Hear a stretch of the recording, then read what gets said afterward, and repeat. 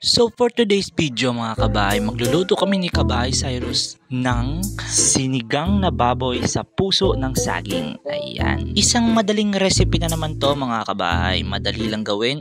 Kaya tara, samahan nyo kami mga kabahay kung paano to lutuin. So let's go. Huwag natin patagalin yan. Diretso na sa lutuan. Isang napakagandang morning mga kabahay at si Kabahay Cyrus ay may naisipan na resepeng gawin. Ito nga yung sinigang na baboy sa puso ng saging. At maaga pa lang ay pumunta na siya sa palengke at bumili ng lulutuin. Meron na nga tayong saging at baboy. Ayan, nihiwa na ni Kabahay Cyrus yung baboy. Kinatkat ko na lang yan mga kabahay yung pag-edit ko kasi yung kutsilyo namin parang lagari. Sa paglilinis ng ating saging, naglagay na si Kabahay Cyrus ng asin sa palanggana na may tubig at binalatan niya na yung ating puso ng saging. Nakikita nyo yan oh. Pinabalatan niya na. Yan. Hanapin niyo lang yung pinakaloob ng saging na yan. At yan, hiniwa na nga ni Kabahay Cyrus. Yan yung loob ng puso ng saging. At yan yung ating gagamitin sa pagluluto. Tanggalan nyo lang po ng ganyan sa ating puso ng saging. At ating hiwain na po yung puso ng saging.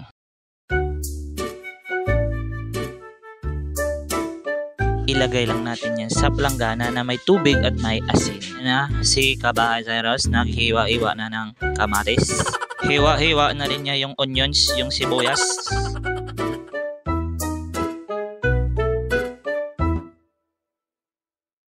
Yan, hiwa-hiwa na rin niya po yung garlic.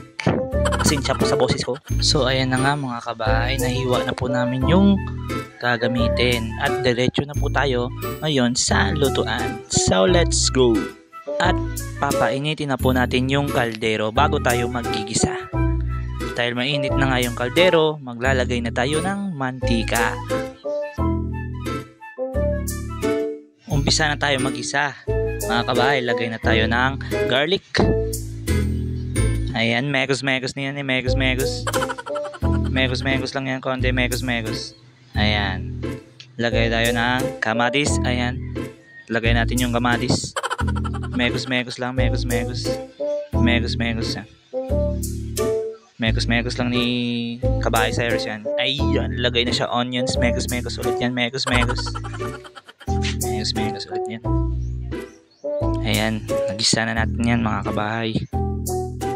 Next is susunod na po natin yung baboy. Ayan, lagay na lang natin yung baboy dyan. Gisahin lang yan mga kabahay. Gigisahin lang yan ni Kabahay Cyrus nang bahagya lang. Ayan, bago tayo maglagay ng tubig. Ayan na nga mga kabahay, nagisa na po natin itong ating baboy. Ayan, mga ilang minutes lang yan mga kabahay. Yan, tingnan natin yung baboy natin. Ayan na po, okay na po yung ating baboy. Nagisa na po ng mabuti. Lagay na tayo ng dahon ng laurel. Ayan, ilagay na lang natin yung mga kabahay dyan sa ating baboy. Tapos, lalagay pa po tayo ng siling mahaba. Ayan, lagay lang natin sa ating baboy yan. At megos-megos na po. Menekos-megos na po yan ni Kabahay Cyrus. Ayan. Ayan na mga kabahay, na megos-megos na ni Kabahay Cyrus yan. Maglalagay na po tayo dyan ng tubig. Ayan, sa ating paglalaga ng ating baboy. At ayan na nga, nalagay na tayo ng tubig. Lagay na tayo ng tubig dyan. Ayan mga kabahay, lagay tubig. Maghintay lang tayo na kumulo ang ating baboy at hintayin itong lumambot yung baboy, hindi sabaw. Ayan, naglagay pa si Kabahay Cyrus ng asin pa mga kabahay at hahaluin lang ito. Yan, antayin lang natin yung kumulo at lumambot yung baboy. At ayan na nga mga kabahay, kumukulo na yung ating baboy.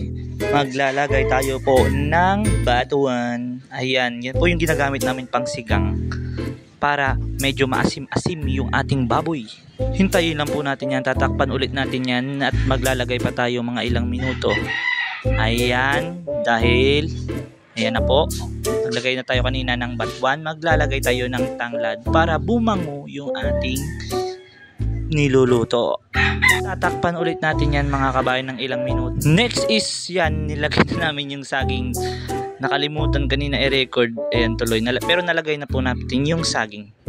Yung puso ng saging mga kabayan. Ayan, nalagay na natin sa ating baboy. Hintayin na lang natin tong lumambot.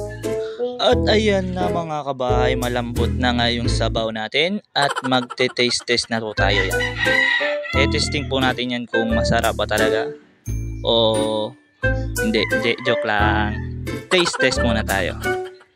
Taste test. Tagal naman. Ayan, magte-taste test. Ako po yung magte-taste test niyan. Ayan. Kung masarap ba o hindi. Pasok. Kala mo talaga totoo eh, no? Heads up mga kabay. Ayan na po yung niluto namin. At kami rin po yung titikim. Kabay, ayan. Lagay kami ng kanin. Tapos ng kanin rin ako. Pasensya po mga kabay, hindi fluent kasi yung Tagalog ko. Minsan nauutal ako kasi matagal na akong hindi nakabalik sa States. Hindi kasi po ako Tagalog eh. Hindi na ako marunong mag-Tagalog. Ano na po kasi ako eh, Bisaya na. Bisaya ni Bay. Ayan, magte-taste test. Uy, nahulog pa. Di pa marumi yan, wala pang 5 minutes. Ayan mga kabay, yung isda nahulog. Magte-taste test na tayo. First bite. Wow! Laki ng bibig. Ayan, first bite rin si Kabay Cyrus. At ako ulit. Yun, sarap na sarap ah. Parang totoo ah. Kung napanood mo to mga kabay, magluto ka na sa inyo. At gawin itong recipe na ginawa ni Kabay Cyrus mga kabay. Ayan. Siguradong mapapabusog kayo at mapapa-unli-rice kayo sa sarap niyan. Abay, maasim-asim na medyo matamis-tamis. Sinigang sa puso ng saging mga kabay. Ayan, kung nakikita niyo yung tsura namin, oh. Sarap na sarap kami dyan mga kabay. Ayan. Ayan, with isda pa na pinirito na nahulog pa kanina. Ayan na po. Hanggang dito na lang po. Kung nakita nyo man to yung video, please like and share and comment na rin po kayo. At sa mga hindi pa nagsasubscribe, baka naman po. At shout out nga po pala kay Rocky Amir Valencia and kay John Shen Mariboho, Erico Demerim. Ayan, mga nagpa-shoutout sa comment sa my Facebook namin. Maraming salamat mga kabahay at sa mga sumusubaybay pa rin sa amin po.